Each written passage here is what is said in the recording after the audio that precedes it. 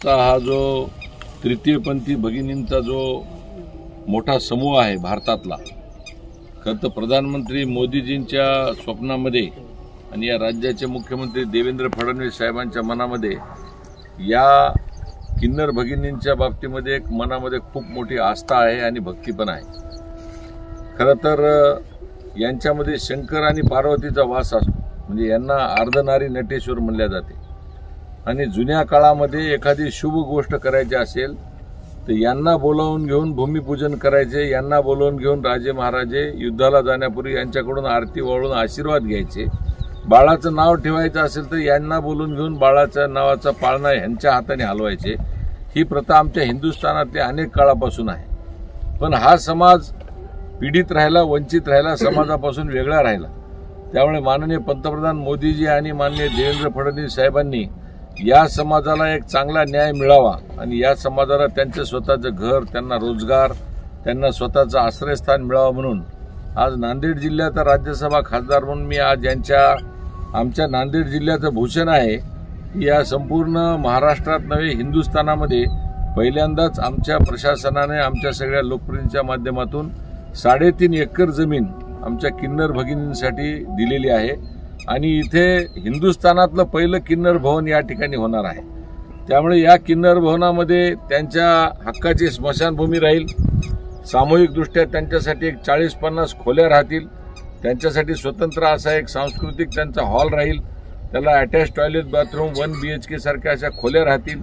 तर त्या दृष्टिकोनातून आज आमच्यासोबत समाज कल्याणचे माननीय मिनगिरे साहेब माझ्यासोबत आहेत, आमच्या इथले तहसीलदार वारकड साहेब आहेत, माननीय आमचे गलधरजी जे PWDचे अभियंता आहेत ते पण सोबत आहेत, नाईक साहेब आमच्या सोबत आहेत।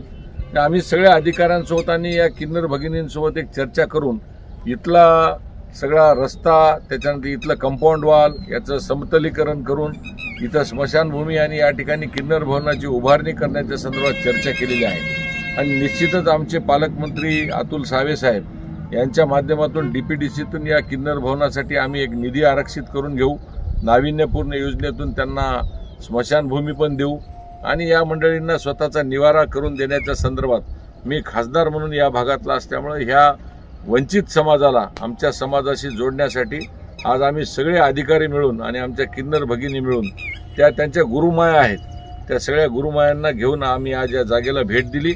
मी राज्य सरकारचे, केंद्र सरकारचे आणि जिल्हा प्रशासनाचे मनापासून आभार व्यक्त करतो की महाराष्ट्रातलं नव्हे तर हिंदुस्थानात पहिल्यांदा किन्नरांसाठी, किन्नर भगिनींसाठी 3.5 एकर जमीन ही आरक्षित करून आता त्या ठिकाणी आता किन्नर भवन येणाऱ्या 1-2 वर्षामध्ये होणार असा मला पूर्णपणे आत्मविश्वास आहे।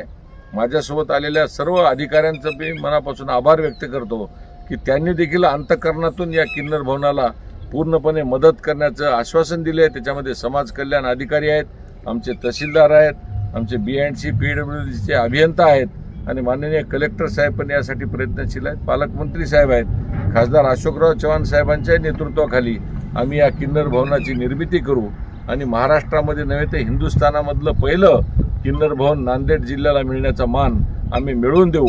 यासाठी मी पंतप्रधान मोदीजींचे पण मनापासून आभार व्यक्त करतो आणि देवेंद्र फडणवीस साहेब जे मुख्यमंत्री आहेत त्यांचे पण मी मनापासून आभार व्यक्त करतो।